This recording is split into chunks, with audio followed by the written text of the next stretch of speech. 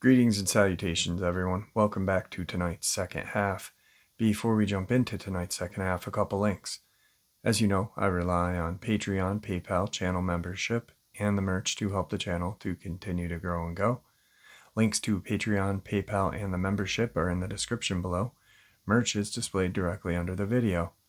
Also, Dogman Frightening Encounters, Volume 1 through 3, the audiobook versions. They were written and researched by Tom Lyons, narrated and produced by me, Jeff Nadolny. Those audiobooks are available on Audible, Amazon, and iTunes, links to which are also in the description as well.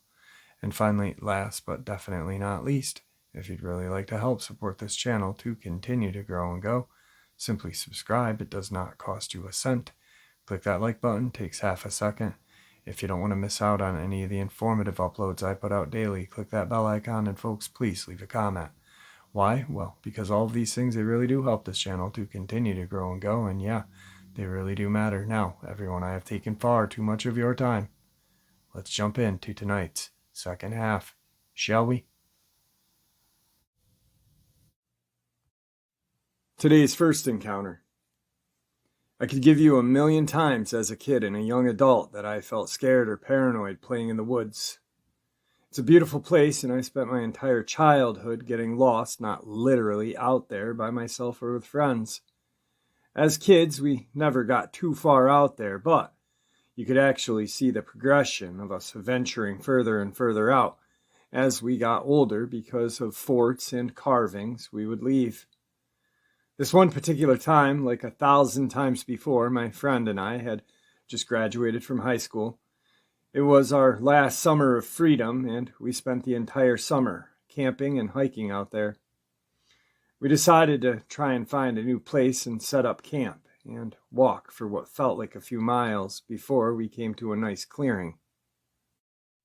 Before we go too further, this was in the Appalachian Mountains, and this new area was relatively new to both of us. We got the camp set up, fire going, and the plan was to wait until nightfall, smoke some weed, and play Monopoly. For some backstory on my friend and I, my buddy is small, real goofy guy, but comes from a family of foresters and always had a deep understanding of all the trees and different plants you came across. He had no fear of going and camping by himself. If I spent 10,000 hours in the woods, he probably spent 50. As for me, I'm taller, sturdier. And as we got older, I spent more time worrying about women and sports, and the woods became a place for small parties. Also, I never had the balls to camp out alone. In fact, older me wouldn't go far at all when I was alone because I could never shake that feeling of being watched, which was just paranoia, but still an uneasy feeling. Anyway, camp is set, fire's going, but it's getting lower and needs wood. Sun is down, and we're both cutting up and having a good time. My friend's sitting on his little chair, as he always brought, and loaded up this makeshift bong. And I was crouching, breaking some excessive limbs off of the log we had gathered for the fire. All of a sudden, this strong breeze cuts through the clearing. I couldn't tell you if it was the suddenness of it or what, but my friend and I both stopped immediately and looked at each other. The breeze went just long enough to flicker out our fire down to a small flame. We both sat completely still in almost total darkness. Neither of us said a word. Across from us on the other side of the fire, we could hear footsteps. They sounded like somebody was running and would slow to a walk and run again. Definitely bipedal. By the sound of it, they were pacing back and forth in the same spot. Then, just like it started, it stopped with a softer crunch on the underbrush. I knew by the sound it had taken a crouch. I was crouching still, and I knew I was staring right at it in the dark. My friend grabbed my shoulder and said, "Buddy." And when he did that, I felt this surge of fear come over me. I could feel it and hear it in him. I had been so fixed on the footsteps and rationalizing what I heard that I hadn't even considered being afraid. But this was true, it was raw, and it made me feel helpless. I could hear my friend, after a while, grab some leaves, and he dropped them on the fire. For a split second, the leaves covered the fire, and we were in pure darkness. Then the fire sprang to life. We both quickly grabbed more leaves and brush and threw it on the fire. I got some sticks and logs on there, and neither of us took our eyes off the spot or moved much over an hour. Finally, the leaves crunched and it slowly walked off.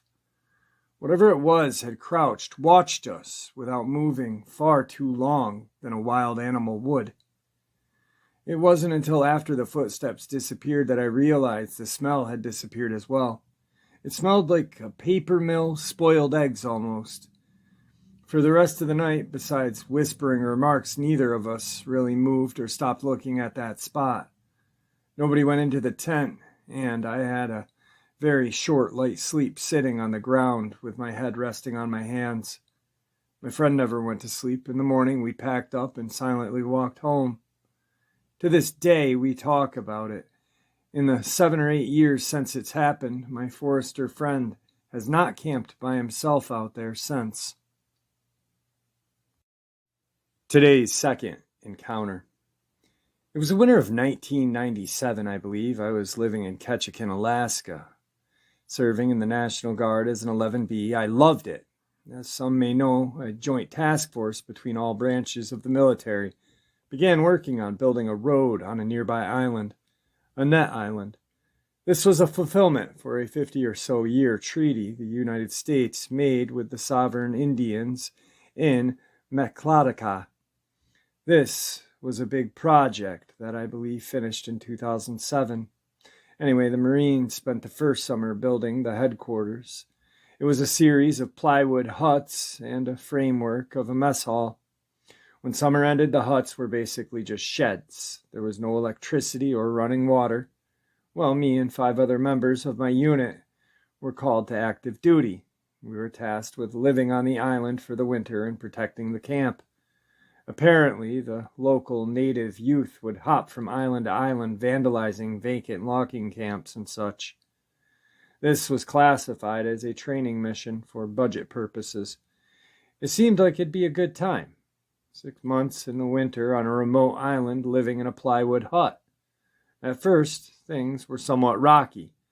There was only going to be 4 or 5 of us on the island at a time in the weekend rotation every 2 or 3 weeks for 1 or 2 of us. It took a couple of months before we had a real generator or propane to cook with, so we subsidized on MREs 3 meals a day for quite some time. The worst was that there was only 1 outhouse in the entire camp, which was placed a few hundred yards from the camp. To make it even worse, the Native Americans, for whatever reason, declared the ground sacred, and we were not allowed to relieve ourselves on it. That means if you needed to take a leak or drop the kids off at the pool, we had to march down to the outhouse in the Alaskan winter. For most part, I was loving it. We bonded together, told jokes, played push-up poker, and overall, just had a grand time roughing it. To make a long story longer, the heart of the winter came, and so did the snow, lots of it. By that time, we had these weird heaters that ran on diesel fuel, so we were quite cozy in the huts. However, the one facility left unheated was the outhouse. And not only was it freezing, it was filled up. You see, the bay boat used to bring a porta-potty truck had frozen over. By the 3rd month of our stay, the entire outhouse contents were dangerously close to rising above the toilet seat. It was disgusting, it was freezing, it became a nightmare to use. Give me a slit trench over an outhouse any day of the week. Even now, thinking of this massive frozen mound makes me cringe. I can still see the steam would rise from the hole out of the vents of this porta-potty after each use. Anyway, despite the bizarreness of the outhouse, that's not the scary part of the story. One night, as the 4 of us were lying around on our cots, ready for bed, a few of us were listening to a book on tape that Doc brought with him. I believe it was Carl Sagan's Contact. It was either that for entertainment or Art Bell's Coast to Coast radio show, the only English station we could get on the radio. If you don't know who he was, check it out. It was all about aliens, Bigfoot, and other paranormal stuff. Well, we heard noises outside. Now, that may not seem scary, but let me tell you, we had not heard many noises night or day. There isn't a whole lot of action going on during the winter in the middle of nowhere. At first, we thought it may be the native kids coming to goof off and tag the place or set it on fire. Seemed logical, right? Before we came to this island, we had been given tours of nearby logging camps, which were decimated. We were warned that this was what they would try to do to our camp if we did not protect it. Well, if it was them, we were ready for them. Wait, no, we weren't. Who am I kidding? We would have had to lock and load and go on the offense if it wasn't for a fact that this was a training exercise. I meant we didn't have ammunition. We had M16s, but nothing to go with them. Well, we were now no longer lying on our cots. Instead, we're getting dressed and discussing who it is and what's going on and who's going to investigate out there with an unloaded rifle. Just then we heard the sounds come to our door. It was not human. We could hear them breathing out loud. Our PFC was the one who had been picked to lead the charge, but he flat out refused. None of us blamed him. We didn't want this to become some Alaskan version of Southern Comfort meets Predator, if you know what I mean. So we sat there in silence for 10 or 15 minutes until the huffing and snorting faded. A few minutes after that, we manned up and opened the door. Immediately in the snow, we saw the largest friggin' wolf prints we'd ever seen. I swear the size of these things were as big as a pie plate. Anything attached to those paws must have been the size of a small horse. So, about that outhouse.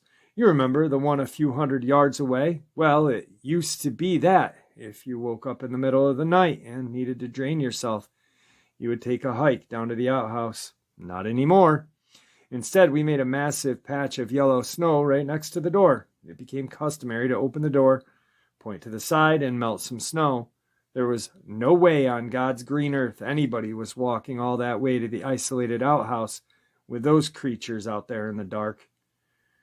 Our NCOIC, after spending a weekend in Ketchikan, brought back his diving light. This thing was the brightest flashlight I'd ever seen. It made the night into day. Anyway, one night we're joking and smoking. We're teasing the PFC because he needed to take a dump. It wasn't like he could just hang his ass out the door. That was one thing we did not want to find come spring when the generals and other dignitaries would be touring the place. Not at all. The PFC was starting to gather up the courage to actually head down to the outhouse. Good for him. He got as far as opening the door fully dressed for the freezing temp. As he was about to walk out, Sarge flicked on his diving light and pointed it toward the outhouse. He was going to be nice and light the way for him. As the light poured down the hill, we could make out the outhouse, and wouldn't you know it, standing right next to the crapper was one of those wolf creatures. Its eyes lit up like two little moons. It stared up towards us and did not move.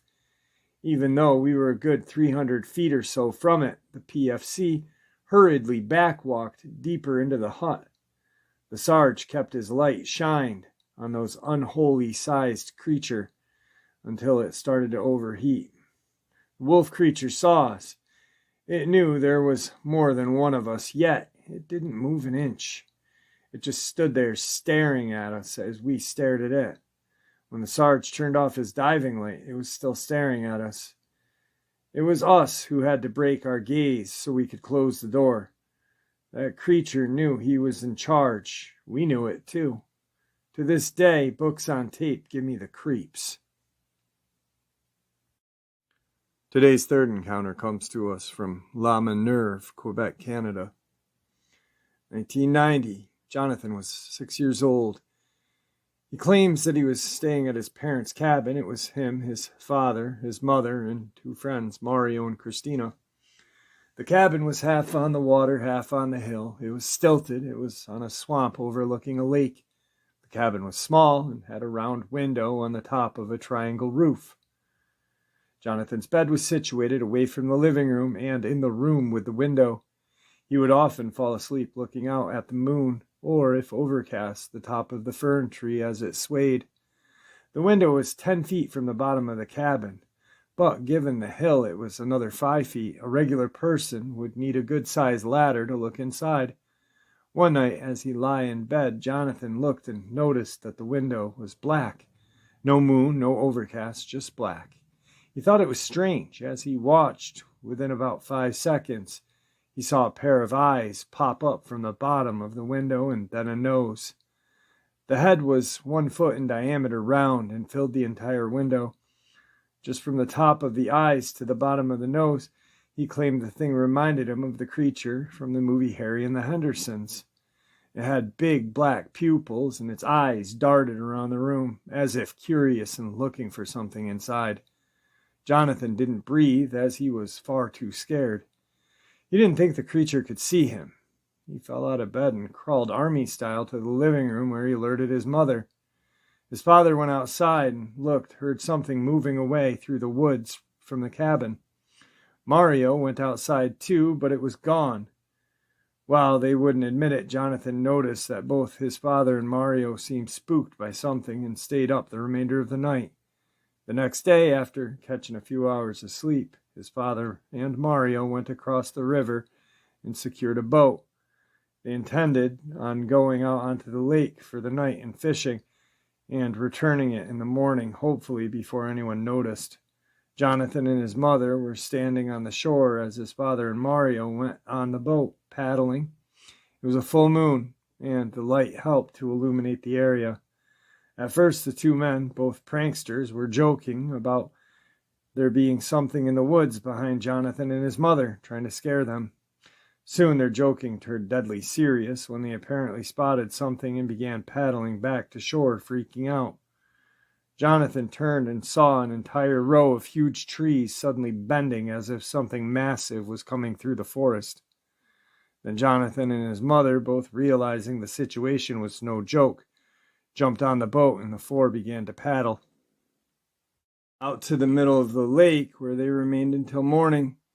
They didn't see anything on the beach, but assumed it was hiding in the trees watching them. This event would put an end to their excursions back to the camp. His father would not stay another night thereafter. And then in 1993, Jonathan didn't see the creatures, but was present when it was seen. He was 9 now. His father was driving the car, and Mario was in the passenger seat. It was nighttime. They were driving back to the camp. The road was quite treacherous, and so the cars usually only went about 45. Mario had his window down and was grabbing at the trees, pulling off leaves and throwing them at his dad. Both were joking around. At some point, Jonathan's father began screaming for Mario to roll up the window, and he swerved sharply in the road, causing Jonathan to wake up. Jonathan had kind of dozed off in the back during the drive. He saw that his father was freaking out and driving extremely fast. When Mario asked what was going on, Jonathan's father insisted that a huge man had been standing on the side of the road with its hand out, as if it was going to high-five Mario's hand as they passed. Mario did not see it, however. Mario thought it may be a hitchhiker, but his father was adamant that the creature was too huge and just standing there. Why would somebody be out in the middle of nowhere in the forest at night? Jonathan claims that his father was deeply worried about the remainder of the drive. Today's fourth part of the upload. Over the heath there was an ancient crumbling waterhouse where the entire estate's water system was managed. Believe me, we thought it was a miracle how anything that old and manky could keep and pump out any water, but it did. It was made of brick with a black slate roof and iron doors, although at the time of the incident it was just a shadow of its former self. It did not have any doors, and the windows were all smashed in by generations of kids throwing rocks and stones at them. It was there where my mama and her siblings were kids playing over the heath, and they all told us it spooked them and made their mates as they did us. It was a really hot summer day. In the summer holidays, the boys were at home for some reason, and all the younger cousins, including myself, were being little brats. So the boys said they would take us out to the blackberry picking and keeping us quiet. Mama agreed gratefully. The boys were really responsible and mature at 16, 17, and 18. They babysat for us younger kids all the time. So we all knew the rules of staying close to the boys and doing what they told us to do. A half hour later, everyone had their fruit buckets and we were off. There were 5 of us younger kids. We were all very excited as blackberry picking was a great family favorite activity, and our Grand's blackberry pies were the best. Grand's house led directly onto the back of the heath. There was a fence with a gap at the end. One of my older cousins passed me through to the other and then lifted my tiny wheelchair over the fence. The other kids were through in seconds, and we were on our way again. On our way to our destination, the older boys told us spooky stories, as they always had, half because they liked scaring us, and half because we used to beg them to do it for us. There was nothing more terrifying than a story from my cousin H or B. They were masters and so believable we loved it. We all stopped talking when we came to the waterhouse. Nobody ever dared to speak around or near that thing. Not even the older boys, for something so mundane it always looked, and still does, so eerie. There was a second fence to get through before we reached our beloved blackberry field, but this time as we squeezed through the gap of the fence, we were all more somber as we remembered the old wives' tale urban legend that we knew about the waterhouse. The tale goes, once in the early 60s, there was a gang of bank robbers. They were local to the area, and they were real nasty pieces of work. Their expertise was terrorizing bank customers and staff alike before grabbing and shooting anything that moved. They did several jobs without getting caught, but they really messed up a particular job, and a sweet 19-year-old trainee bank clerk shot dead, and 5 more people were seriously injured. One of the gangs was also shot dead, along with the nastiest member of the gang being seriously wounded in the crossfire. It's said that the remaining gang members escaped with just a few hundred and made their way over the heath to hide out in the waterhouse. It was newish at the time and was perfect hideaway for the murderers. There was a lot of contention and stress between the remaining gang, months, although it was never proven how. The bodies of all 3 of the remaining gang members were discovered rotting away in the waterhouse. A few years later, the weird stuff and creepy noises started to occur near and around the waterhouse. Mysterious, hairy figures were glimpsed, moving stealthily among the pines and wires. A dank, moldy, rotten smell like aging river weeds was always smelt around the area of the waterhouse, and eerie wails and menacing murmurs could be heard day and night. In the late 70s, there was a spat of mysterious deaths of homeless people who would shelter over the heath not far from the waterhouse. There was nothing to ever link the deaths to the waterhouse, but locals soon started giving the waterhouse and surrounding area a wide berth because of the creepy history and dark reputation that the waterhouse left. It was abandoned and in disrepair. That's what we knew of the waterhouse's dark history. That is why we were so weary and anxious to get away from it as quickly as possible. We were all far enough and through the gap of the fence from the waterhouse. Us younger cousins built up enough courage to glance over at the building before being rounded up by the older boys. They put me in my wheelchair again and we set off to the blackberry field. We soon arrived at the field where some of the other local kids we knew were already there, and we had spent a nice afternoon picking and eating the juicy blackberries and splashing in the river, and soon the sun was getting low. Time for us to go home. Our journey home was much like the one there. We were still bantering and laughing. The older boys were still winding us up slightly, but Being as it was getting later, we were feeling weary and slightly subdued. When we reached the fence before the waterhouse, the air felt slightly too close, like before a thunderstorm. The youngest of the 3 older boys got me out of the wheelchair so that B could fit over the fence. The other kids were already on the other side of the fence with H and B. A suddenly said to his brother in a low, guarded voice, something moved at the back of the bruv. B just looked at him sideways. Out of the boys, A was the most likely one to pull a stunt or wind anyone up. But A was straight-faced. A said, "I'm going to have a look." Passing me through to B and squeezing past us all. "Wait up, A. We got it." Having put me in the wheelchair, B had moved towards his brother when we all heard A shriek out in horror and disgust, and the 2 boys moved back quickly. H, having already taken me out of the wheelchair again, had told everyone to run, and we did, B picking up my tiny wheelchair, folding it up and running, A grabbing the other 2 kids' hands, following B and H running with me on his shoulders, holding my other cousin's hands. We ran and ran. A kept saying, "Don't look back, don't look back." I did, but saw nothing. We didn't stop till we got to the fence which leads back to the road on the estate, and we could actually see civilization again. We were all completely exhausted, especially the older boys. Before we slipped through the fence to the road, B, holding himself up by the railings, asked, "What did you see?" "Yellow eyes and a hairy face." All of us younger kids began to panic and scream, and H had to calm us all down. He said that we were safe and it'd be all right, but we all wanted to get as far away from that waterhouse as possible.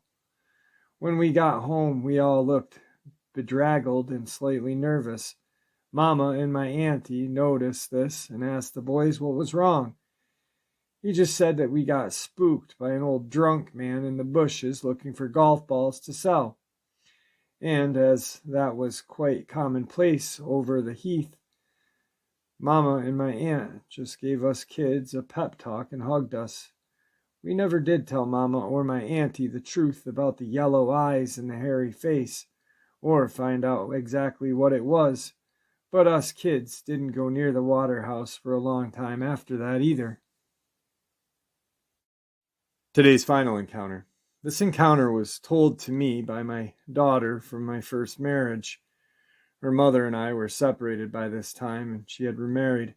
This occurred in 2003 and disturbs me to no end. My daughter was around 11 at the time, and she has a brother and a sister a few years younger than her. They were living in the Ozark regions during late evening before sundown, and they lived in a little rural area surrounded by woodland fields. They were playing hide and seek with a couple of neighborhood kids in a little trailer park they were living in.